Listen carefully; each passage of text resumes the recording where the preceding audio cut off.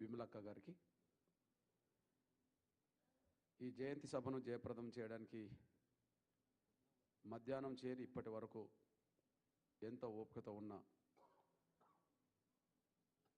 పెద్దలు అమరులు సత్యనారాయణ గారి అభిమానులు, ఆయన ఆశయాల కోసం పాటుపడాలని వచ్చిన ప్రతి ఒక్కరికి, పాత్రికేయ ఎలక్ట్రానిక్ మిత్రులకు మరియు కళాకారులైన ప్రతి ఒక్కరికి ముందుగా నా ఉద్యమ నమస్సులు.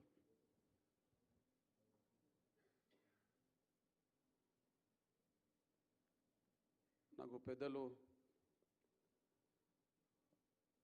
ముచ్చర్ల సత్యనారాయణ గారితో ఇద్దరిది ఒకటే జిల్లా అయినప్పటికీ వరంగల్ ఎక్కువ సంబంధం కలిగి లేను నేను.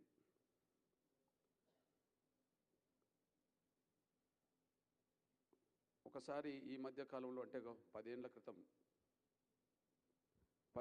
ఏళ్ల క్రితం ఒక సందర్భంలో తెలంగాణ అమరుల గురించి ఆలోచించే సమయం వచ్చింది. మొన్నటి ఉద్యమంలో చాలామంది మన పేద వర్గాల బిడ్డలే అమరులయ్యారు.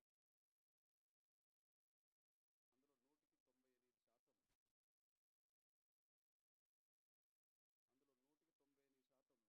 బీసీ, ఎస్సీ, కొంతమంది మైనారిటీ అగ్రకులాల్లో కొంతమంది పిల్లలు,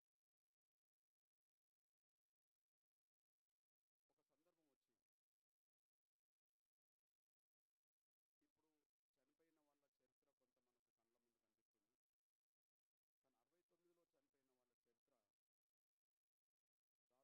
మంది చనిపోయినరు అని, చంపబడ్డారని చెప్పి అనుకుంటున్న సమయంలో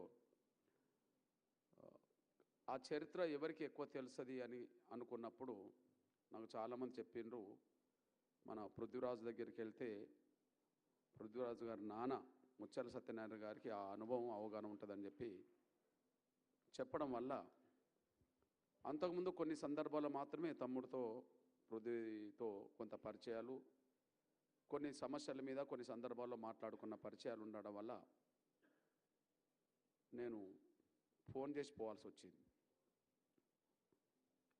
ఎందుకు పోవాల్సి వచ్చిందంటే, అమరుల తల్లుల కడుపుకోత మహాసభ అని నిజాం కాలేజ్ గ్రౌండ్లో లక్షలాది మంది ప్రజలతోనూ 1000 అమరుల కుటుంబాలతో పెట్టాం. వేదిక మీద 1000 మంది అమరుల కుటుంబాలను పిలిచాం. దానికి అమరుల తల్లుల కడుపుకోత మహాసభ అని చెప్పి ఈ కరపత్రం తీశాం. అమరుల తల్లుల కడుపు మొత్తం మహాసభ. ఎందుకు అమరుల తల్లుల కడుపుకోత మహాసభ పెట్టాల్సి వచ్చింది అన్నప్పుడు, తెలంగాణ ఉద్యమం ముందుకు తీసుకెళ్తున్న దశలో చివరి ఘట్టంగా సీమాంధ్ర భూస్వామ్య పెట్టుబడిదారు వర్గం చివరి ప్రయత్నంగా ఇక తెలంగాణ ఎట్లా ఇచ్చే అవకాశం వస్తుంది కాబట్టి కనీసం హైదరాబాద్నన్నా కాపాడుకోవాలని చెప్పి యూటీఎన్ చేద్దామనే ఆలోచన కేంద్రానికి ఉన్న సందర్భాలు అప్పుడు ఎక్స్పోజ్ అయినాయి. అప్పుడు ఎవరు ముందుకు రాని పరిస్థితిలో యూటీ అంటే యుద్ధమేనని చెప్పి ఉస్మానియా యూనివర్సిటీలో ఎంఆర్పిఎస్ చొరవ తీసుకొని వేలాది మంది విద్యార్థులతో సభ పెట్టింది. సభ కంటే ముందు యూటీ పరిశీలనలో ఉన్నది, సభ తర్వాత యూటీ పరిశీలన లేదు, హైదరాబాద్తో కూడిన తెలంగాణ ఇవ్వడానికే సిద్ధపడుతున్నట్టుగా ప్రకటనలు వచ్చినాయి. అంటే ఇక తెలంగాణ రాష్ట్రం ఏర్పాటు ప్రక్రియ ముందుకెళ్ళినట్టే అని అనుకుంటున్న సమయంలో కాంగ్రెస్ ప్రచారం ఏం చేసింది, టీఆర్ఎస్ ప్రచారం ఏం చేసింది అనేది క్షుణ్ణంగా నేను ఆలోచించాను. కాంగ్రెస్ ఏం చేసిందంటే, కాంగ్రెస్ శ్రేణులందరూ తెలంగాణ రాష్ట్రం ఇచ్చింది సోనియా గాంధీ, ఇది కాంగ్రెస్ వాళ్ళ వాదన. ఇక తెలంగాణ తెచ్చింది కేసీఆర్, ఇది టీఆర్ఎస్ వాళ్ళ వాదన.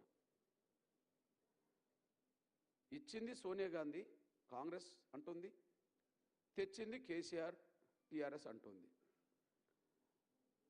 అంతవరకే అంటుండ్రా అంటే ఇంకో దాన్ని జోడించారు. ఇచ్చిన సోనియా గాంధీ తెలంగాణ దేవత అనేమో కాంగ్రెస్ వాళ్ళు అంటారు, తెచ్చిన కేసీఆర్ ఏమో తెలంగాణకు జాతిపిత అని వీళ్ళు అంటారు. అప్పుడు నేనన్నా మరి సచ్చినోళ్ళు ఏమవుతారో గది చెప్పండి అని చెప్పి నేను ముందుకు వచ్చాను. ఇచ్చినోళ్ళు దేవతలు అవుతే, తెచ్చినోళ్ళు జాతిపితలు అవుతే 10,000 మంది పిల్లలు ఎందుకు చనిపోయారు?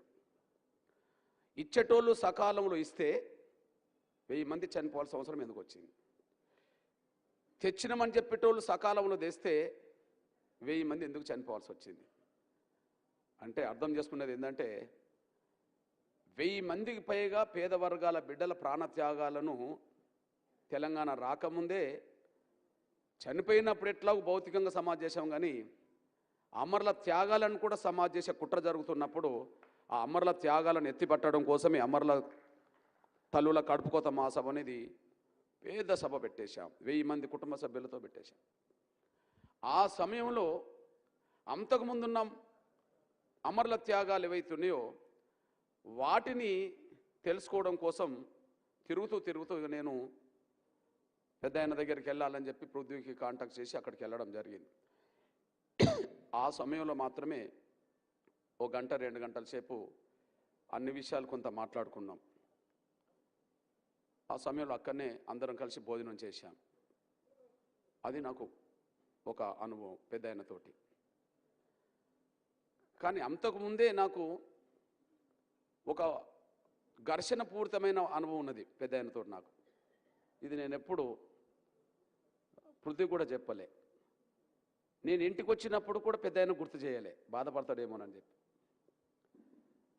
అది 82, 83 ప్రాంతం సమయం. ఇద్దరి మధ్యలో ఘర్షణ ఏం జరగలేదు.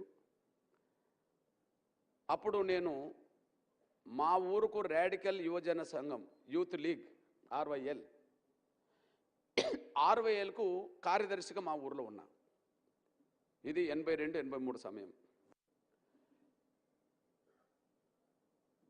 మా ఊరిలో మా మీద దాడులు, హత్యలు, ఇవన్నీ గొడవలన్నీ జరుగుతున్న సమయంలో మేము వాళ్ళని తిప్పికొట్టే ప్రయత్నంలో మేము ఉన్నాం.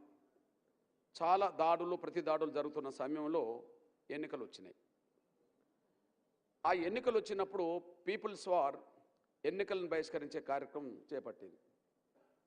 బూటకపు ఎన్నికలను బహిష్కరించండి అని. బూటకపు ఎన్నికలను బహిష్కరించండి అని అన్నప్పుడు మేము ఊరు నుంచి మాదిగవాడకు రావాలంటే చర్చి కాడ నుంచి లోపలికి రావాలి. మా ఊర్లో చర్చికి దారిలో అంటే ఊరు నుంచి లోపలికి వచ్చే ప్రధాన దారిలో ప్రధాన బ్యానర్ కట్టేశాం. బూటకపు ఎన్నికలను బహిష్కరిస్తున్నాం, రాజకీయ పార్టీలకు ఎన్నికల ప్రచారానికి ఇక్కడ అవకాశం ఇవ్వం. ఇది వాయిస్. అదే ఎన్నికల సమయంలో ప్రచారంలో భాగంగా పెద్దలు ముచ్చర్ల సత్యనారాయణ గారు ఊర్లో ఉండబడే అంతకుముందే కొంత బలహీన వర్గాలు అనబడుతున్న మనోళ్ళతోటే అక్కడ దళితుల మీద దాడులు జరుగుతున్న సమయం, మున్నూరు కాపు ఈ విషయంలో దాడులు, గొడవలు, మేము ఘర్షణ పడుతున్న సమయంలో ఒకవైపు ఎన్నికల బహిష్కరణకు పిలుపునిచ్చింది పార్టీ నిర్ణయాన్ని మేము అమలు చేయాలి కాబట్టి ఆ బోర్డు పెట్టేశాం, బ్యానర్ కట్టేశాం. మరొక వైపు ఎవరైతే మా మీద దాడులు వీళ్ళందరూ చేశారో వాళ్ళే మళ్ళా ఎన్నికల ప్రచారంలో పెద్ద ఆయన వెనక రావడం జరిగింది. ఇది జరిగిన విషయం. అయితే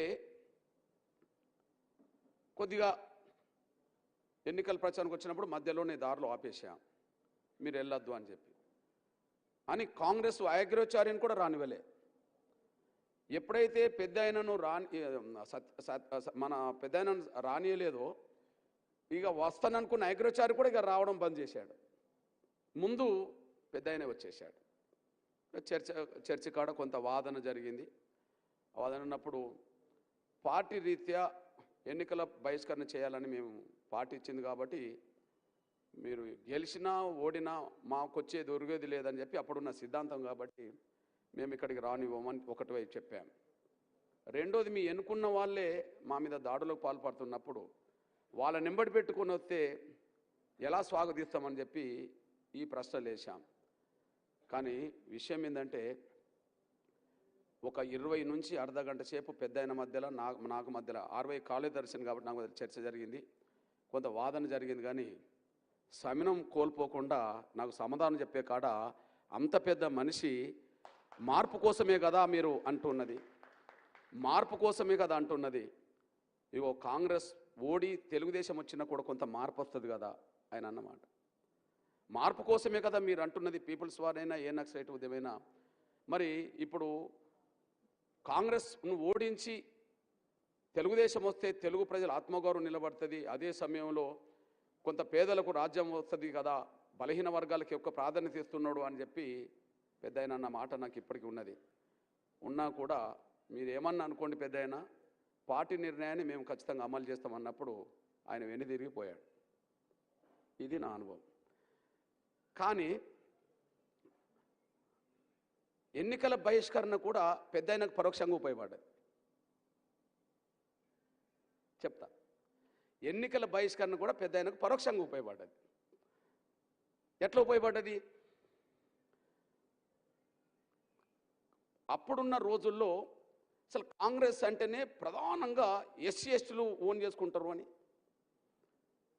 కాబట్టి తెలుగుదేశం వచ్చినాక బీసీల ప్రాధాన్యత ఎక్కువ రాజకీయంగా పెంచిండని ఇది జరుగుతున్న చర్చ. అంటే ఇప్పుడు ఎస్సీ ఎస్టీల ఓట్లు ఎవరి కాంగ్రెస్ పడేటి, ఎస్సీ ఎస్టీల ఓట్లు ఆటోమేటిక్గా కాంగ్రెస్ పడేటి. ఇప్పుడు కాంగ్రెస్ లీడర్లు మాదిగపల్లెల్లో 10-20 మంది ఉంటారు. అప్పుడే కొత్తగా వచ్చిన తెలుగుదేశం పార్టీ నుంచి ఒక లీడర్ మాకు ఉండడు, ఆడ మాదిగల్లో లేడు. కాబట్టి ఓట్లు ఎవరికి పడాలి? ఒకవేళ ఇద్దరిని రానిచ్చినాం అనుకో, పెద్దయినా వచ్చి తిరిగిపోవడమే కానీ ఓట్లు పడవాడ, ఐక్రోచారికే ఓట్లు పడతాయి. కానీ ఎన్నికల బహిష్కరణను 100% నేను అమలు చేయడం వల్ల అసలు మాదిగోళ్ళు ఓట్లకు పోలేదు, పరోక్షంగా పెద్దయినకు సపోర్ట్ అయిపోయింది. ఇప్పుడు అర్థమైంది నాకు అది, అప్పుడు కాలే కానీ ఇప్పుడు అర్థమైంది. సాధారణంగా పీపుల్స్ వారు ప్రధానంగా మాదిగపల్లెల్లోకి దళిత వాడల్లోకి రావడానికి కారణం ఏంటంటే వివక్షత అణిచివేతను వీళ్ళు అనుభవిస్తున్న క్రమంలో ప్రతిఘటించే కార్యక్రమాల ద్వారా వీళ్ళు ముందుకెళ్లాల్సి వచ్చింది. కాబట్టి మనందరికీ తెలుసు, ఎంతో కొంత అణిచివేత బలహీన వర్గాల మీద ఓసీలది ఉన్నా కూడా ఎక్కువ వివక్షత ఎక్కువ అణిచేత ఈ దళిత వర్గాల మీద ఉన్నది. కాబట్టి పోరాటం అవసరమైంది దళితులకే అనే విషయం అర్థమైన తర్వాత మరి దళితులే ఎక్కువ కింది స్థాయిలో పీపుల్స్ వారిని ఆకర్షించింది అనే విషయం మనకు వరంగల్ జిల్లా అన్ని ప్రాంతాలకు వెళ్ళినా కూడా మనకు అర్థమవుతుంది. మరి ఇప్పుడు హన్మకొండ కదన్నా, హన్మకొండ నియోజకవర్గం చుట్టంతా పీపుల్స్ వారు, అన్ని గ్రామాల్లో పీపుల్స్ వారు, ముఖ్యంగా దళిత వాడల్లో పీపుల్స్ వారు కదా.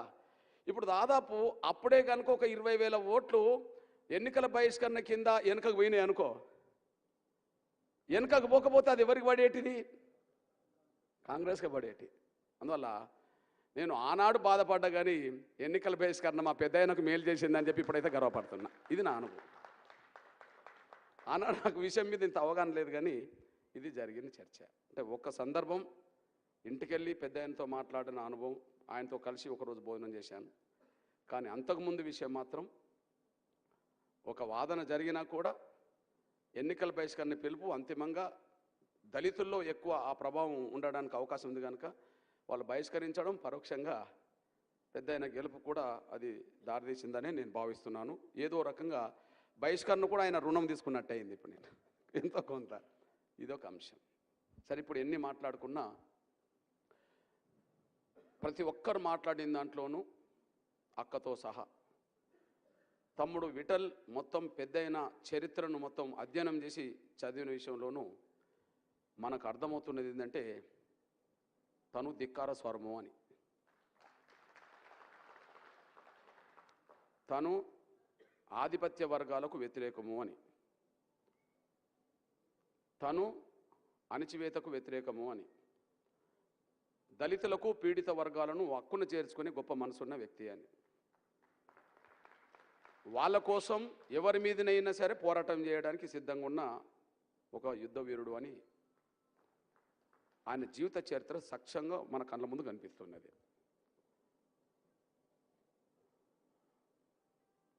అంతిమంగా వీటన్నిటి అర్థం తెలంగాణలో దొరల పటేళ్ల పాలన కంటే మన బడుగు బలహీన వర్గాల రాజ్యం రావాలనేది ఆయన ఆకాంక్ష అనుకుంటే ఆయన ఆకాంక్షను ఎప్పటికైనా సాధించి పెట్టడమే ఆయనకిచ్చే నిజమైన నివాళని నేను భావిస్తున్నా. ఇక మనం చేయాల్సిన కర్తవ్యం ఏంది? ఆయన ఏం ఆశించిండో, ఆయన జీవితకాలంలో ఏం మాట్లాడిండో, ఏ పాటలు పాడిండో, ఏ పాటలు రాసిండో, ఏ సాహిత్యాన్ని పేదవర్గాల భవిష్యత్తు కోసం అందించిండో, అంతిమంగా ఆయన లేని ఈ సమయంలో ఆ రాజ్యాన్ని మనం సాధించి పెట్టడమే ఆయనకిచ్చే నిజమైన నివాళిగా నేను భావిస్తున్నాను. ఈ కోణంలో నేను పెద్దాయనతో ఆ అమరుల తల్లుల కడుపుకోత మహాసభ కంటే ముందు నాకు పరిచయం లేదు. పెద్దాయన చరిత్ర మీద నేను అధ్యయనం చేయలేదు, నాకు అవగాహన లేదు. కాబట్టి నా కోణంలో నేను అంతకుముందు సోదరులు మా రోజు వీరన్న ఏదైతే సామాజిక న్యాయం అనే విషయం, అస్తిత్వ ఉద్యమాలు అలయన్స్గా మారాలి, అప్పటికే ఎంఆర్పిఎస్ ఒక అస్తిత్వ ఉద్యమంగా బలంగా ఉన్నది. అదే సమయంలో ఎంఆర్పిఎస్ తర్వాత చాలా సంఘాలు అస్తిత్వ సంఘాలు ఏర్పాటు చేసుకొని ఉద్యమాలు చేస్తున్నాయి. అది భవిష్యత్తులో అలయన్స్గా మారాలి, ఆ అలయన్సే అణగారిన వర్గాల రాజ్యానికి దారితీస్తుందనే పద్ధతిలో ఒక ఆలోచనకు అనుగుణంగా ముందుకు సాగుతున్న ప్రయత్నం. ఒకవైపు ఎంఆర్పిఎస్ తమ వర్గీకరణ లక్ష్య సాధన కోసం ముందడుగేస్తూనే, అయితే ముందడుగేస్తున్నప్పుడు తమ్ముడు పృథ్వీ అన్నట్టుగా మరొకరు అన్నట్టుగా ముందుకెళ్తున్న వాళ్ళ మీద నిందలు రావడం, ముందుకెళ్ళడం వల్ల అవమానించడం, లేదా ఏదో హేళనగా మాట్లాడడం, ఆరోపణలు చేయడం, ఇవన్నీ జరుగుతూనే ఉంటాయి. అది ఇక వాటన్నిటిని మనం అధిగమించుకుంటూ పోవాల్సిందే తప్ప అవి ఎదురవుతున్నాయని చెప్పి మనం ఇంటికాడ కూర్చుంటే మనం ఒక పని కూడా చేయలేం. ఒక లక్ష్యం కోసం ముందుకెళ్ళినప్పుడు ఆ లక్ష్యాన్ని ఛేదించాలంటే ఎవరి దగ్గర పోవాలో వాళ్ళందరి దగ్గర పోవాల్సిందే కదా. ఇప్పుడు పాలకుల దగ్గర సమస్య పరిష్కారం ఉన్నది అనుకున్నప్పుడు ఎవరు పాలకులైనా సమస్య పరిష్కారం కోసం పోవాల్సిందే కదా. ఇది ఇంపార్టెంట్. ఓకే, ఉద్యమం మొదలుపెట్టిన కొత్తలో చంద్రబాబు నాయుడు గారు ముఖ్యమంత్రి అనుకుందాం, నేను ఆయన దగ్గర పోయాను కదా, ఆయన పార్టీలో చేరలేదు కదా. మధ్యకాలంలో నేను రాజశేఖర్ గారి దగ్గర పోయాను, నేను ఆయన పార్టీలో చేరలేదు కదా. తెలంగాణ ఉద్యమం జరుగుతున్న రోజుల్లో కేసీఆర్కు నేను నిమ్మరసం ఇచ్చాను. తెలంగాణ ఉద్యమం జరుగుతున్న రోజుల్లో నేను కేసీఆర్కు నిమ్మరసం ఇచ్చాను, నేను ఆయన పార్టీలో చేరలేదు కదా. ఓకే, ఇప్పుడు సమస్య అదే సమయంలో ఎస్సీ వర్గీకరణ అవసరమైనప్పుడు నేను సోనియా గాంధీ గారిని కలిశాను, నేను ప్రధానమంత్రి మన్మోహన్ సింగ్ గారిని కలిశాను, నేను రాహుల్ గాంధీ గారిని కూడా కలిశాను. నేను వాళ్ళ పార్టీలో చేరి పదవులు తీసుకోలేదు కదా. మరి ఇప్పుడు ఎస్సీ వర్గీకరణ సమస్య పరిష్కారం కేంద్రం వద్ద ఉన్నప్పుడు, సుప్రీంకోర్టులో కేసు పెండింగ్లో ఉన్నప్పుడు నేను కేంద్ర సహకారం పోవాలంటే ఇప్పుడు ఎవరి దగ్గరికి పోవాలా? కేంద్ర ప్రభుత్వం దగ్గరికి పోవాలి. కేంద్ర ప్రభుత్వం ఎవరు? బీజేపీ ప్రభుత్వం. ఎవరు ప్రధానమంత్రి? నరేంద్ర మోడీ గారి దగ్గర. మరి నేను నరేంద్ర మోడీ గారి దగ్గరికి వెళ్ళి పని చేయించకపోతే నేను ఇంకెవరి దగ్గరికి పోయి పని చేయించుకోవాలా? మరి సింపుల్ విషయం. పోనీ ఆయన దగ్గరికి పోయిందని చెప్పి నేను బీజేపీనా? నా కండువ ఎప్పుడన్నా మారిందా? నా కండువ మారింది లేదు, మారేది లేదు. ఎప్పుడైనా పేదవర్గాల కోసమే మాట్లాడుతుంది. నా కండువ మారింది లేదు, మారేది లేదు. కానీ సమస్య పరిష్కారం కోసం నిజాయితీగా ప్రయత్నం చేయాలన్నప్పుడు పరిష్కారానికి ఎవరి సహకారం అవసరమో, పరిష్కారం ఎవరు చేయాలో వాళ్ళ దగ్గరికి వెళ్ళక తప్పదు కదా. స్వాతంత్ర పోరాటం బలంగా జరుగుతున్న రోజుల్లో, ఒకవైపు జలియన్ వాల్బాగులు జరుగుతున్న రోజుల్లో, భగత్ సింగ్ సుఖదేవ్ రాజ్గురులకు ఉరిశిక్షలు పడుతున్న రోజుల్లో, డాక్టర్ బాబాసాహెబ్ అంబేద్కర్ రిజర్వేషన్లు సాధించడానికి పోరాటం మొదలుపెట్టిన కాలంలో ఈ దేశంలో ఉండబడి అగ్రకులాలు అడ్డం పడుతుంటే మరి ఆయన ఎక్కడికి పోయి సమస్య పరిష్కరించుకోవాలి? ఆనాడు బ్రిటిష్ ప్రభుత్వం దగ్గరికి వెళ్ళే సమస్య పరిష్కారం కోసం ప్రయత్నం చేసిండు కదా. సమస్య పరిష్కారానికి నిజాయితీగా పాటుపడాలన్నప్పుడు పరిష్కరించేటోళ్ళ దగ్గరికి వెళ్ళక తప్పదు కదా. అదే నా ప్రయాణం తప్ప ఇంకోటి కాదనే విషయం మీ దృష్టికి తీసుకొస్తున్నాను. ఆ వాటికి ఆన్సర్గా ఇక మీ సోదరుడిగా సామాజిక న్యాయం అనే అంశంకి వచ్చేటప్పటికీ మన అణగారిన వర్గాల్లో ఏ వర్గానికి అన్యాయం జరిగినా అందరూ ఒక తాటి మీద ఉండాలనే మాట నేనైతే నమ్ముతున్నాను. ఎస్సీలో కొన్ని కులాలకు అన్యాయం జరిగితే అన్యాయం జరిగిన కులాల వైపే ఉందాం. ఎస్సీలో కొన్ని తెగలకు అన్యాయం జరిగితే వాళ్ళ వైపే ఉందాం, బీసీలో ఎవరికి అన్యాయం జరిగితే వాళ్ళ వైపే ఉందాం. కానీ మన వర్గాల్లో ఎవరికి అన్యాయం జరిగినా అందరూ ఒకటిగా వాళ్ళకు అండగా నిలబడదాం. ఇది ఒకవైపు వర్గీకరణ కోసం పోరాటం చేస్తూనే సమస్య ఎదురైనప్పుడు, సందర్భాలు ఎదురైనప్పుడు అదే బాధ్యతతో ఎంఆర్పిఎస్ ముందుకు సాగింది. ఎగ్జాంపుల్, మీ సోదరుడిగా ఒక విషయం చెప్తున్నాను. ముందుగా తెలంగాణ రాష్ట్ర సమితి కేసీఆర్ ఏర్పాటు చేసిన తర్వాత తెలంగాణ వస్తే దళితులకు, బలహీన వర్గాలకు ఏమొస్తుందో చెప్పాలని చెప్పి నేను ప్రశ్నించుకుంటూ తిరిగాను. 2001లో కేసీఆర్ 3RS ఏర్పాటు చేస్తే 2001లోనే ప్రజాస్వామిక తెలంగాణ, సామాజిక న్యాయంతో కూడిన తెలంగాణ రావాలని చెప్పి నేను సైకిల్ యాత్ర చేసిన. ఆలంపూర్ నుంచి హైదరాబాద్ వరకు 2 నెలలు చేశా. అక్టోబర్ 7 నుంచి డిసెంబర్ 7 వరకు 2 నెలలు సైకిల్ యాత్ర చేశాను నేను. అంటే తెలంగాణ ఏర్పడితే దళితులకి ఏమవుతుంది, బలహీన వర్గాలకి ఏమవుతుంది, పేదలకి ఏమవుతుందో చెప్పండి అని చెప్పి ఆనాడు నేను ఒక యాత్ర చేశాను. ఆ యాత్ర చేస్తున్న క్రమంలోనే కేసీఆర్కి అర్థమైపోయింది, ఓహో అణగారిన వర్గాలకి ఏమవుతుందో అడుగుతున్నాడు కదా అని చెప్పి ఆ తర్వాతనే 2002లో తెలంగాణ ఏర్పడితే ఇక దళితులన్నా నమ్మించాలని చెప్పి, నేను దళితుడిని కాబట్టి దళితులన్నా నమ్మించాలని చెప్పి కేసీఆర్ తెలంగాణ ఏర్పడితే దళితుడే ముఖ్యమంత్రి అని చెప్పి ఒక ప్రకటన చేసుకుంటూ వచ్చేశాడు. ఇటువైపు ప్రకటన చేసుకుంటూ వస్తూ మరొక వైపు ప్రకటన చేసుకుంటూ వస్తూ మరొక వైపు అప్పుడు తెలంగాణ తల్లి విగ్రహం ఏర్పాటు చేస్తున్న కాలం. ఆ తల్లి ఎవరంటే ఎవరి తల్లో తెలియదు. ఆ తల్లి ఎవరంటే ఎవరి తల్లో తెలియదు. అట్లాంటి తెలంగాణ తల్లి విగ్రహాన్ని ముందుకు తీసుకెళ్ళాడు. నేను అన్నా, ఊరు పేరు లేని బొమ్మలను అందరికి తెల్లింది అనడం కంటే మా పేద వర్గాల తల్లి, మా చాకలయ్యలమ్మ తెలంగాణ తల్లి అనవచ్చు కదా అని చెప్పి నేను 2002, 2003లో తల్లి తెలంగాణ పుస్తకం రాసి ఆ తల్లి తెలంగాణ పుస్తకానికి కవర్ పేజే నేను చాకలయ్యలమ్మని పెట్టిన అనే విషయం మీరు మర్చిపోవాలి. మా పేద వర్గాల ప్రజల కోసం పోరాటం చేసిన మా తల్లి, మెజార్టీ వర్గాల పేదల కోసం పనిచేసిన తల్లి చాకలయ్యలమ్మ అని చెప్పి నేను తెలంగాణ తల్లి తెలంగాణ పుస్తకానికి చాకలయ్యమ్మను పెట్టుకోవడం జరిగింది. ఇకపోతే ఇందులో ఒక మాట చెప్పేశాను, సామాజిక న్యాయం అంటూ తెలంగాణలో జరగకపోతే, వచ్చే తెలంగాణలో సామాజిక న్యాయానికి కట్టుబడి ఉండకపోతే వచ్చేది దొరల రాజ్యం, పటేళ్ల రాజ్యం అని ఇలా రాశా. ఇది ఈ పుస్తకంలో మీరు చదువుకోవచ్చు. సామాజిక న్యాయ ఎజెండా కనుక పార్టీలకు తెలంగాణ సాధిస్తామన్న వాళ్ళకు లేకపోతే, లేదా తెలంగాణ సాధిస్తామని చెప్పి ముందు వరుసలో నిలబడ్డామని చెప్తున్న వాళ్ళకు సామాజిక ఎజెండా లేకపోతే వచ్చేది దొరల రాజ్యం, పటేళ్ల రాజ్యం అని చెప్పి అణగారిన వర్గాలారా మేల్కోండి అని చెప్పి ఇలా రాశాను. తెలంగాణ వచ్చిన తర్వాత సామాజిక న్యాయం లేకపోతే అది వెలమల రాజ్యాంగం వస్తుంది, లేదా రెడ్ల రాజ్యాంగం మారుతుంది అని చెప్పి ఈ 2002, 2003 పుస్తకంలోనే నా వరకు నేను రాశాను. అంటే అప్రమత్తం చేయడం కోసం జరిగిన ప్రయత్నంలో అందులో రాశాను. ఇది ఇప్పుడు పుస్తకం కాదు, 2002-03 పుస్తకం అది. అదే సమయంలో నేను త్యాగాలన్నీ మన పిల్లలు అయిపోతున్నాయి, వెలమారెడ్లోమో సమావేశాలు జరుపుకుంటూ వస్తున్నారు. త్యాగాలన్నీ అణగారిన వర్గాల పిల్లలు అవుతున్నాయి, వెలమారెడ్ల నాయకత్వమేమో సపరేట్ కూర్చొని గుసగుసలు ఆడుతుంటారు. అవన్నీ నేను గమనించా. మీ అందరు తెలుసు, ఒక సమయంలో 2009 డిసెంబర్ 9 మనకు అనుకూలంగా ప్రకటన వచ్చిన తర్వాత ఒక 2 వారాలు తిరగకముందే డిసెంబర్ 23 ప్రకటన వచ్చేసింది. మళ్ళీ వెనుకకు పోయింది. వెనుకకు పోయిన తెల్లారే కాలుది మన ఇక్కడ కాలేజ్ భవన ఒక భవనం ఉన్నది చూడు, పార్టీ ఆఫీసు, టీఆర్ఎస్ పార్టీకి ఆఫీస్ వెనుక కాళింగ భవన్లో పొలిటికల్ చేసి సమావేశం ఏర్పడ్డది. అప్పటికే కేసీఆర్కు నిమ్మరసం ఇచ్చిన వాళ్ళలో నేను, జయశంకర్ ప్రధానం కాబట్టి పొలిటికల్ చేసి సమావేశానికి మేము వెళ్ళినప్పుడు సభాధ్యక్షుడు కేసీఆర్, సభాధ్యక్షుడు కోదండరాంకు రైట్ నేను కూర్చున్నా, లెఫ్ట్ కేసీఆర్ కూర్చున్నాడు, మిగతా వాళ్ళందరూ కూర్చున్నారు.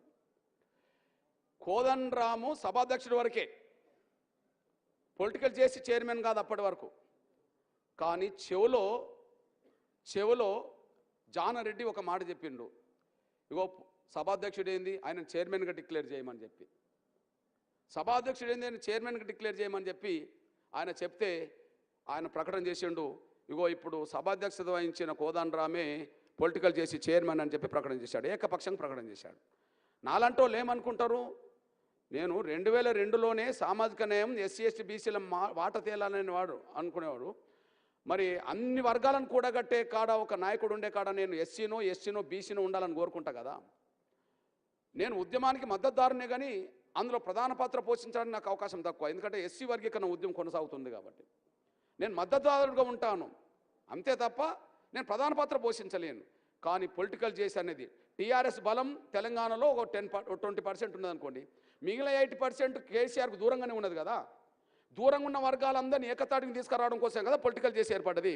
అంటే అన్ని వర్గాల మీద పట్టు సాధించడానికి ఉండబడే అవకాశం పొలిటికల్ చేసి అవుతే ఓ బీసీ చైర్మన్ కావాలని నేను అన్నా, లేదా ఎస్సీ కావాలని అన్నా, ఎస్టీ కావాలని అన్నా, మైనార్టీ కావాలని అన్నా ఎవరికి చెప్పకుండా అయినా పొలిటికల్ చేసి చైర్మన్ డిక్లేర్ చేశాడు. అంటే అర్థం ఏంటంటే వచ్చే తెలంగాణను వాళ్ళు కైవసం చేసుకోవడానికి వాళ్ళు గుసగుసలాడుతుంటారన్న విషయం నేను పసిగట్టి పొలిటికల్ చేసి నుంచి నేను బయటకు వచ్చి అదే వాదన వినిపించుకుంటూ వచ్చాను అనే విషయం మీ దృష్టికి తీసుకొస్తున్నాను. ఆ సమయంలో ఇక తెలంగాణ వస్తున్నప్పుడు వీళ్ళ కుట్రలు కుతంత్రాలు త్యాగాలు మన బిడ్డలు అయిపోతున్నాయి, పిట్టల రాలిపోతుండ్రు, త్యాగాలు మన బిడ్డలు అయిపోతున్నాయి, పిట్టల రాలిపోతుండ్రు. కానీ వాళ్ళు మాత్రం ప్రత్యేక సమావేశాలు ఏర్పాటు చేసుకుంటుండ్రు. తెలంగాణ వచ్చే ముందు దాన్ని ఎట్లా కైవసం చేసుకోవాలని కాడ వాళ్ళు నిలబడ్డారు. అప్పుడు నా వంతుగా ఒక వ్యాసం రాశాను 2011లోనే. పసిగట్టాం కనుక తెలంగాణను దొరలేలబోతుండ్రు జర జాగ్రత్త అని, తెలంగాణను దొరలేలబోతుండ్రు జర జాగ్రత్త అని. మనోళ్ళు జాగ్రత్త పడితే కదా, మనం జాగ్రత్త పడలేదు. వచ్చిన తెలంగాణ దొరల పాలైపోయింది, వచ్చిన తెలంగాణ ఇప్పుడు పటేళ్ల పాలన అయిపోయింది. బాధాకరమైన విషయం ఏంటంటే ఎస్సీ ఎస్టీ బీసీ మైనార్టీలు కలిస్తే జనాభా 93%. ఇక్కడ నేను భారతదేశంలో చాలా రాష్ట్రాలు తిరిగి వస్తున్నా. సరే ఈశాన్య రాష్ట్రాలు వదిలిపెడితే ఈశాన్య రాష్ట్రాల్లో మెజార్టీ 80% 100% గిరిజన తెగలు ఉంటాయి, అది వేరు కాబట్టి మిగిలిన 20 రాష్ట్రాల దగ్గరకు వస్తే ఏ రాష్ట్రంలో లేని ఎస్సీ ఎస్టీ బీసీ మైనార్టీల జనాభా ఓన్లీ తెలంగాణలోనే ఉన్నది. 90% పైగా ఎస్సీ ఎస్టీ బీసీ మైనార్టీలు ఉన్న రాష్ట్రం తెలంగాణ. ఇట్లాంటి తెలంగాణలో దొరల రాజ్యం వచ్చింది, పటేళ్ల రాజ్యం వచ్చింది. నేను సెంటిమెంట్కు మనల్ని ముందుకు నడిపి వాళ్ళే అధికారం కొత్తారని చెప్పి నేను ఒక చరిత్రను అధ్యయనం చేశా. ఇది గమనించాలక్క, ఒక చరిత్రను అధ్యయనం చేశా. ఇగో ఇది చూడండి, మన త్యాగాలు మనకు మేలు చేసేనా అని. ఇది ఒక వ్యాసం ఆంధ్రజ్యోతిలోనే వచ్చింది. మన త్యాగాలు 10వ తారీఖు 1వ నెల 2011లోనే వచ్చింది. మన త్యాగాలు మనకు మేలు చేసేనా అనేది ఆంధ్రజ్యోతిలో వచ్చింది. త్యాగాలు ఎవరు అవుతున్నాయి? మన వర్గాలు అవుతున్నాయి. పోనీ అది మన వర్గాలకు మేలు చేయాలి కదా, ఎవరు త్యాగాలు చేస్తుండో ఆ వర్గాలకు మేలైతే జరగాలి కదా అని ఇది రాశా. మనం అప్రమత్తంగా లేకపోతే సెంటిమెంట్కు మనల్ని రెచ్చగొట్టి మన ద్వారా త్యాగాలు చేపిస్తారు, వచ్చిన తెలంగాణ వాళ్ళు కైవసం చేసుకుంటారు. గత అనుభవం సాక్ష్యం అని చెప్పి ఒక సాక్ష్యం రాశాను అక్క. ఇక్కడ మనందరూ తెలుసు, ఫస్ట్ ఎన్నికలు ఎప్పుడు జరిగినాయి? 52లో జరిగినాయి. 52లో జరగడానికంటే ముందు తెలంగాణలో ఏ పోరాటం జరిగింది? తెలంగాణ సాయుధ పోరాటం జరిగింది. తెలంగాణ సాయుధ పోరాటానికి ప్రత్యక్షంగా నాయకత్వం వహించింది ఎవరు? ప్రధానంగా రెడ్డి సామాజిక వర్గం, బ్రాహ్మణ సామాజిక వర్గం అనుకుందాం. ఇగో ఇంట్లో ఉన్నది. అప్పుడు తెలంగాణ సాయుధ పోరాటంలో ఒక 10,000 మంది చనిపోయిందని ఉన్నది కదా. దాదాపు 10,000 మంది చనిపోతే ఆ చనిపోయిన వాళ్ళలో కొంతమంది పేదల కోసం పనిచేసిన అగ్రకులాలకు సంబంధించిన వాళ్ళ త్యాగాలు లేవా అంటే ఉండవచ్చు. కానీ పర్సెంటేజ్ రీత్యా చూసుకుంటే 95% అణగారిన వర్గాల త్యాగాలే ఉన్నాయి. ఈడ 95% అణవర్గాల త్యాగాలైనప్పుడు మరి ఆ సెంటిమెంట్తో ఎక్కువ సీట్లు సాధించింది ఇక్కడనే. తెలంగాణ సాయుధ పోరాటం విరమణ తర్వాత భారతదేశంలోనే ప్రతిపక్ష హోదా అప్పుడే వచ్చింది కదా కమ్యూనిస్టులకు. ఫస్ట్ ఎన్నికలు ఎప్పుడు? 52లో. 52లో జరిగిన ఎన్నికల్లో వామపక్ష పార్టీలే కదా ప్రతిపక్ష పాత్ర పోషించింది. దానికి బలంగా మద్దతు ఇచ్చింది ఎక్కడ? తెలంగాణలోనే కదా. ఇందులో లెక్కలు ఇస్తే ఎస్సీ ఎస్టీ నియోజకవర్గాలు మినాయిస్తే మొత్తం జనరల్ సీట్లన్నీ రెడ్లు, అక్కడక్కడ బ్రాహ్మణులు, వెలమలు మాత్రమే తీసుకున్నారు. కేవలం 5% మాత్రమే మన బీసీలకు వచ్చేసినాయి. ఇది చరిత్ర.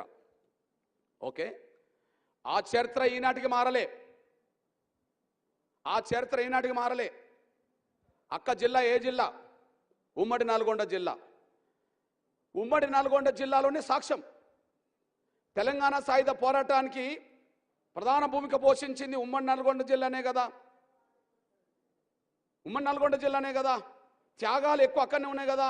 నాకు తెలిసి ఖమ్మంలో త్యాగాల కంటే, వరంగల్లో త్యాగాల కంటే నల్గొండ త్యాగాల సంఖ్య ఎక్కువ అనే విషయం చరిత్ర సాక్ష్యం నిలబడుతుంది కదా. ఆ రోజు నుంచి ఈ రోజు వరకు మన త్యాగాలు మనకు మేలు చేశానని మొన్న ఎందుకు రాశానంటే, ఆనాడు 10,000 మంది మన బిడ్డలు చంపబడ్డా ఫలితాలు మాత్రం, రాజకీయ ఫలితాలు మాత్రం మన బిడ్డలకు రాలేదని చెప్పి ఇది సాక్ష్యాలు తీసుకొచ్చి వివరాలు రాశాం. అప్పటి నుంచి ఇప్పటి వరకు చరిత్ర మారలే. ఉమ్మడి నల్గొండ జిల్లా చరిత్ర సాక్ష్యం ఏంటిది? నేను 2010లో 11లో తెలంగాణలో ఒక రథయాత్ర చేసే వర్గీకరణ కోసం చేస్తూ సామాజిక తెలంగాణ గురించి నేను మాట్లాడుతూ పోతున్న క్రమంలో నేను ఉమ్మడి నల్గొండ జిల్లాలో మన బీసీలను అప్రమత్తం చేయడానికి ఒక చర్చ పెట్టాను. ఏం పెట్టానంటే, 1952 మొదటి ఎన్నికల్లో ఉమ్మడి నల్గొండ జిల్లాలో 12 సీట్లు, అందులో ఎస్సీ ఎస్టీలకు 3 సీట్లు పోయినాయి.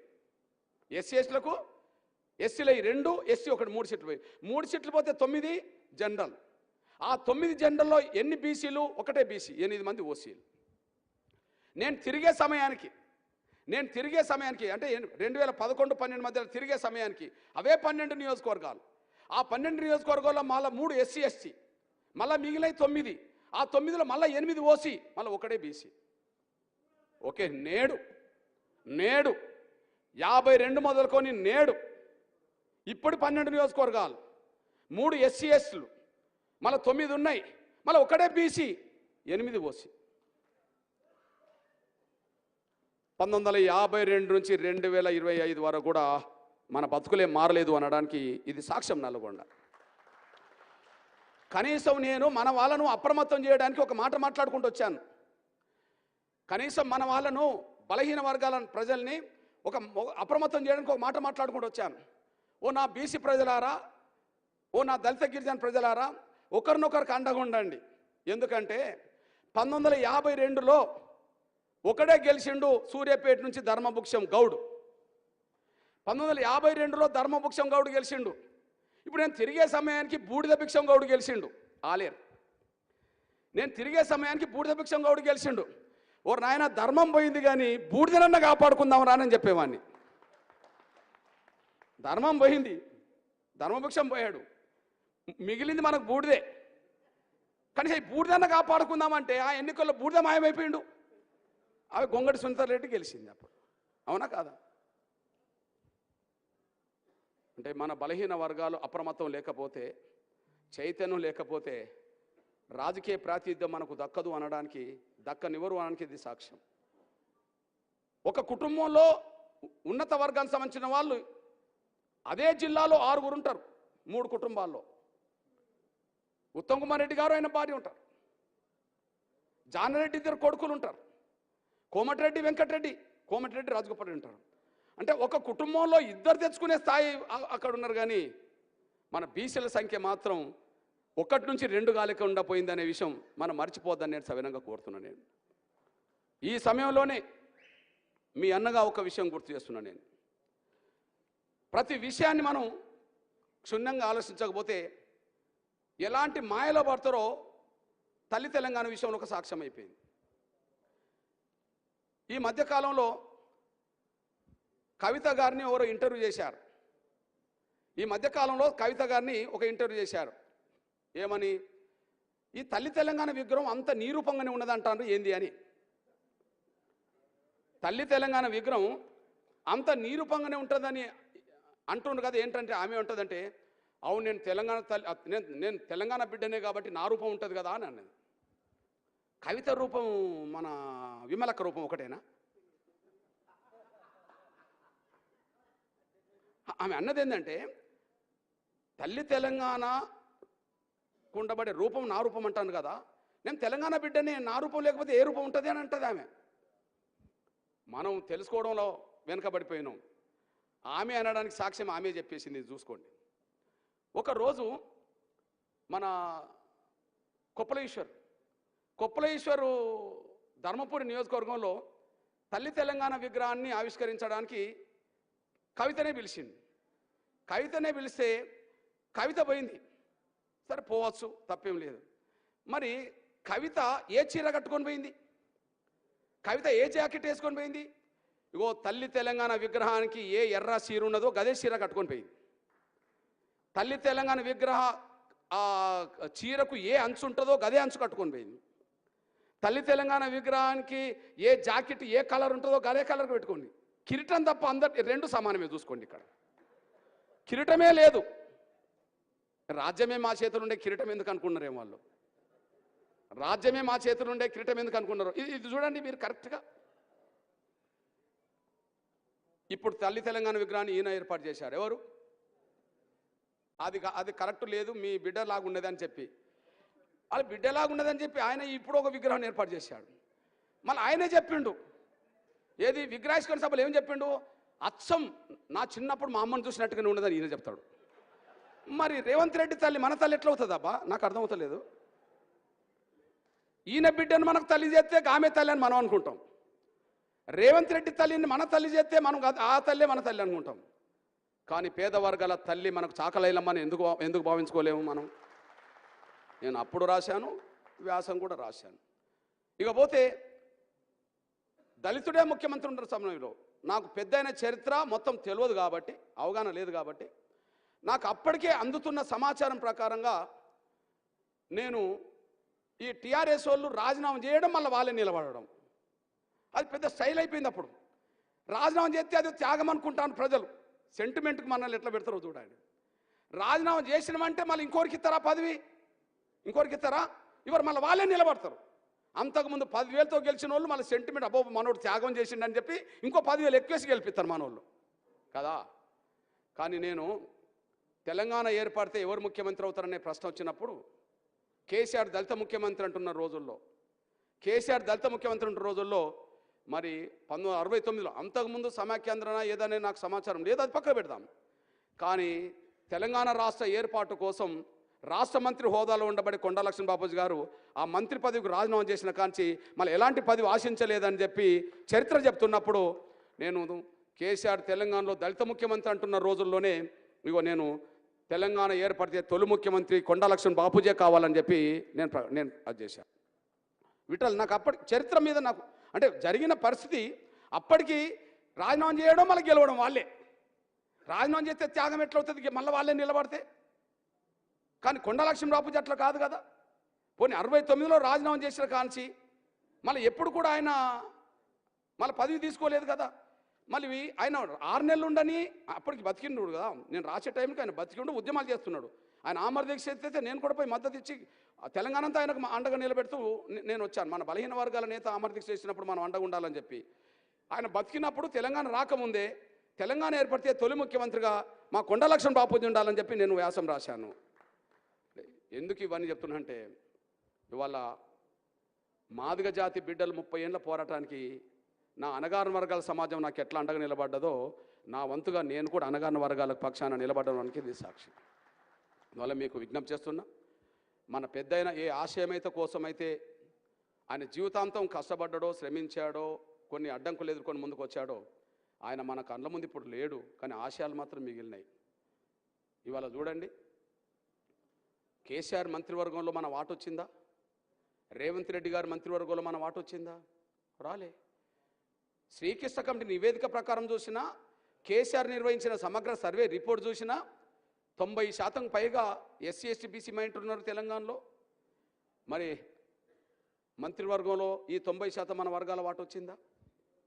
మంత్రివర్గంలో, ప్రభుత్వంలో మంత్రివర్గంలో మన వాట మనకు వచ్చిందా? రాలే. ఎగ్జాంపుల్, కేసీఆర్ గవర్నమెంట్ మొన్నదే వేసుకుందాం. 18 మంది మంత్రులు కదా ముఖ్యమంత్రితో. 18 మంది మంత్రుల్లో ఎస్సీలు ఎంతమంది? కొప్పుల ఈశ్వర్, మాల. మాలకిస్తే మాదిగలకు లేదు, అంతకుముందు మాదిగలకి ఇస్తే మాలలకు లేదు. అంతకుముందు ఎవరు రాజన్న లేకపోతే కడియం షేర్ అనుకుందాం, వాళ్ళకి ఇచ్చిన ఒక్కడికి ఇచ్చిండు, మరి మాలలకి ఇచ్చిండా? ఇవ్వలే. పోనీ మొన్న 5 ఏళ్ళు మాలలకి ఇచ్చిండు, మాదిగలకి ఇచ్చిండా అంటే ఇవ్వలే. 18-20% జనాభా గల వాళ్ళకు ఒకటి. ఓకే, ఎస్టీ సమూహం 10%, ఎస్టీ సమూహం 10%, 10% ఉన్న వాళ్ళు ఆదివాసులుగా, అదే సమయంలో మైదాన ప్రాంత గిరిజనులుగా మనకు లంబాడ ఇటు కనిపిస్తుంది. ఓకే, మరి ఎవరికి ఇచ్చిండు? ఆదివాసులకి ఇవ్వలే, ఒకటి ఇచ్చిండు. అంటే ఎస్టీల మొత్తం ప్రాతినిధ్యం ఎంత? 1%. 10% పైగా ఉన్న వాళ్ళకి ఒకటి, 20% ఉన్న వాళ్ళకి ఒకటి. ఇకపోతే 50% ఉన్న వాళ్ళకి ఎన్ని? ఒక 3 ఇచ్చాడు. 50% ఉన్న వాళ్ళకి ఎన్ని ఇచ్చిండు? 3 ఇచ్చేశాడు. ఒకటి మనకు శ్రీనివాస్ గౌడ్, లేదా మనకు కమలాకర్, లేదా భర్తరపై నాటికి ఈటల రాజేందర్, 3. ఒక మైనార్టీ. మొత్తం ఎన్ని? 90% వర్గాలు ఎస్సీ, ఎస్టీ, బీసీ మైనార్టీలు. 18లో 90% వర్గాలకు మినిమం 16 రావాలి కదా, 16 రావాలి కదా. వచ్చిన ఎన్ని? 6. వచ్చిన ఎన్ని? 6. మరి మిగిలిపోయింది ఎవరికి? వాళ్ళే తీసుకున్నారు. వాళ్ళలో మీ అందరు తెలుసు, కేసీఆర్ కుటుంబమే 3. కేసీఆర్, హరీష్ రావు, కేటీఆర్. వాళ్ళ కులం నుంచి ఒకరు. ముందు పరిపాలనలో జూపల్లి ఉంటాడు, ఆయన తీసేస్తే ఎర్రబల్లి వస్తాడు. సంఖ్య తగ్గించలేదు బ్రదర్. ముందు పరిపాలనలో జూపల్లి ఉంటాడు, ఉన్నాడా లేదా? కొల్లాపూర్. ఆయనను ఏ కారణం వల్ల తీసేసినా మళ్ళీ అది ఉండాలి, ఆ ప్రాతినిధ్యం ఉండాలి కాబట్టి మళ్ళీ ఎర్రబల్లి వస్తాడు. అంటే 4 మొదటి నుంచి ఉంటాయి. ఇక రెడ్ల సంఖ్య ఏంటిది? రెడ్లు ఎంతమంది ఉన్నారు? కేసీఆర్ పట్నం మహేందర్ రెడ్డిని తీసుకోక ముందే 6 ఉన్నారు. ఒక కులం నుంచి ఎంతమంది ఉన్నారు? 6 ఉన్నారు. ఒక కులం నుంచి 6 ఉండంగా కూడా కొంతకాలం కోసమైనా ఎన్నికలకు ముందు మళ్ళీ పట్నం మహేందర్ రెడ్డిని తీసుకున్నాడు. ఒక కులానికి ఎంత ఇచ్చిండు? 7. ఆయన కులానికి ఎన్ని తీసుకున్నాడు? 4. కమ్మలకి ఏమి ఇచ్చిండు? 1. అంటే 10% లేని వర్గాలు 11 మంది, 12 మంది. 90% సంబంధించిన మన వాళ్ళు 6. నేను రాశాను కదా, మన త్యాగాలు మనకు మేలు చేసేనా అనేది రాశాను కదా, చేయలేదు కదా. మన త్యాగాలు మనకు మేలు చేశానంటే చేయలేదు కదా. సెంటిమెంట్కు మనం కొట్టుకెళ్ళాం కదా.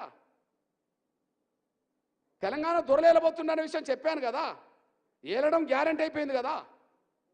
మనం అప్రమత్తం లేకపోతే వచ్చే ప్రమాదమే తప్ప అప్రమత్తంగా ఉంటే ఇంత రాదు అనేసి కూడా మీ దృష్టికి నేను తీసుకొస్తున్నాను. నేను అదే సమయంలో మీ అన్నగా చెప్తున్నాను.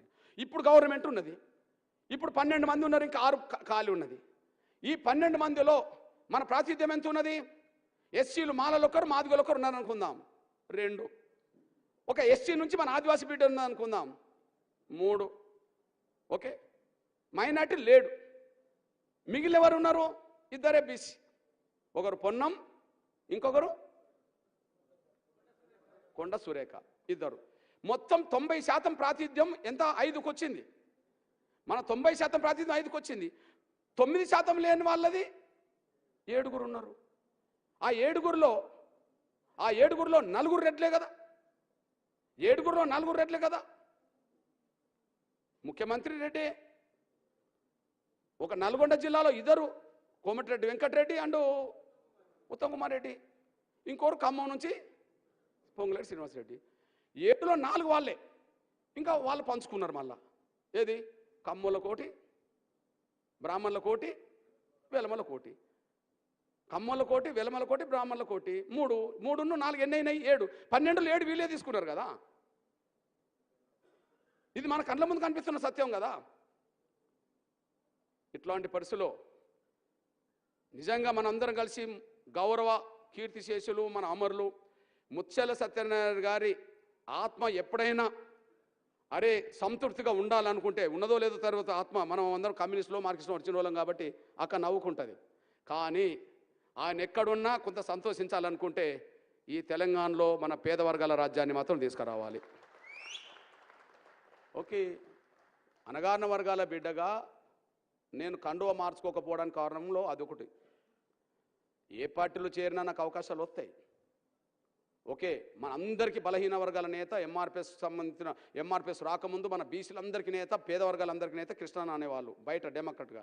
సరే, విప్లవోద్యమం అది పక్కకు పెడితే మన ఒక సెంటర్ పాయింట్గా ఎంఆర్పిఎస్ రాకముందు ఆర్కెస్ట్రా అంటేనే మన బీసీలకు పేదలందరికీ ఒక నేత.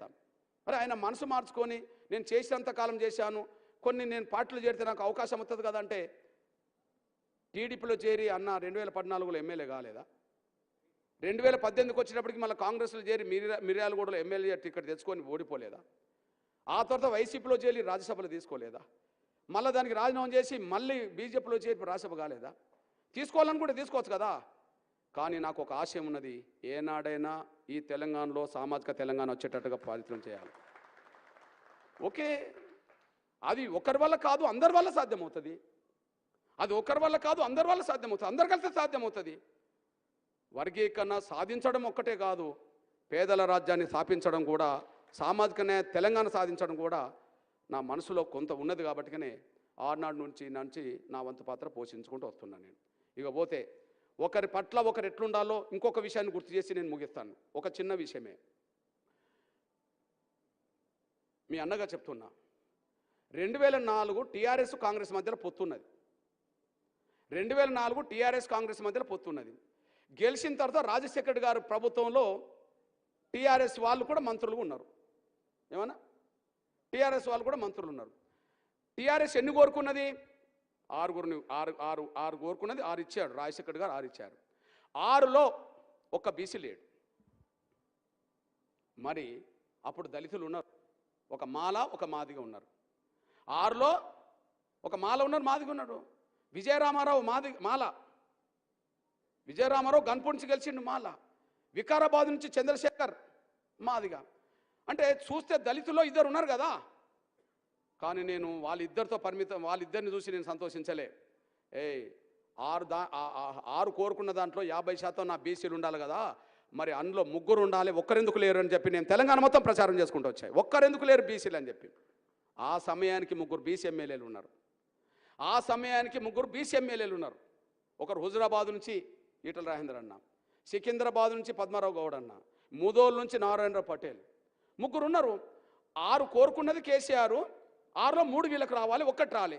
మరి 2 మాలామాదిగలు పోయినాక 4 ఎవరికి పోయినాయి? రెడ్లు వెలమలు బ్రాహ్మణులు పంచుకున్నారు. రెడ్లు వెలమలు బ్రాహ్మణులు పంచుకున్నారు. సంతోషిరెడ్డి నాయన నరసింహారెడ్డి మంత్రులైండ్రు. ఎమ్మెల్యే కానీ హరీష్ రావు మంత్రి అయిండు. ఓకే, కెప్టెన్ లక్ష్మీకాంతరావు మంత్రి అయిపోయిండు. అంటే 6 తీసుకొని 2 మాలామాదిగలకి ఇచ్చి మరి 4 ఓసీలు తీసుకుంటే ఒక దళిత బిడ్డగా, అనగారిన వర్గాల బిడ్డగా మా బీసీలకు ఎందుకు రాలేదని చెప్పి 3 ఉన్నారు కదా, 3లో ఒక్కరికి ఎందుకు రాలేదని చెప్పి నేను తెలంగాణ మొత్తం ప్రచారం చేసుకుంటూ పోయినా. ఆ తర్వాత జరిగిన పరిణామాల్లో ఈటల రాజేందర్ అన్న మంత్రి అయిపోయిండు. ఆ తర్వాత జరిగిన పరిణామాల్లో మన పద్మారావు గౌడ్ అన్న డిప్యూటీ స్పీకర్ అయిపోయాడు. నేను ఎందుకు ఈ విషయం చెప్తున్నంటే, మనలో ఎవరికి అన్యాయం జరిగినా వాళ్ళ పక్షాన అందరం కలిసి కొట్లాడదాము. ఆ చైతన్యం ఉంటే ఇప్పుడున్న కళాకారులందరూ మళ్ళీ జారిపోకుండా ఉండగలిగితే, అనగారిన వర్గాల బిడ్డలందరూ ఇదే తాటి మీద యుద్ధంలో చేయగలిగితే వచ్చేది సామాజిక తెలంగాణ రాజ్యం వస్తుంది. 9% 10% ఉన్న వాళ్ళను అధికారం నుంచి తీసేయడం పెద్ద సమస్య ఎట్లా అవుతుంది? మన చైతన్యం పెరిగితే, మన ఐక్యత పెరిగితే. 9-10% ఉండబడి ఈ వర్గాలకు సంబంధించిన ఆధిపత్యాన్ని తొలగించకపోతే అసలు మనం ఎట్లా బతుకుతాం? మన పెద్ద ఆయన కోరుకునేది ఏంది? మన ఆత్మగౌరవనే కదా. అనగారిన వర్గాల బిడ్డల బతుకులు మారాలనే కదా. మన ఆత్మగౌరవం నిలబడుతుందా? మనకు భద్రత ఉంటుందా? విమలక్కను జైలు ఎందుకు పెట్టాల్సి వచ్చింది? నన్ను ఎందుకు జైల్లో పెట్టాల్సి వచ్చింది? అనగారిన వర్గాల బిడ్డలు ఎందుకు ఇబ్బందులు పెట్టిండు కేసీఆర్? రాజ్యం వాళ్ళ చేతిలో ఉన్నది. ఇప్పుడు రాజ్యం పటేళ్ల చేతికి వచ్చేసింది. మన బతుకులు మారాలంటే రాజ్యం వాళ్ళ చేతి నుంచి మన చేతికి తీసుకోవాల్సిందే కదా. ఎప్పటికైనా ఈ తెలంగాణలో అట్టడుగు బలహీన వర్గాల రాజ్యాన్ని, దళితులు, బీసీలు, గిరిజనులు, మైనారిటీలు, అన్ని కులాల్లో పేదలు కలిసే రాజ్యాన్ని స్థాపించడం కోసం మనం మునుముందు పోరాటం చేయడమే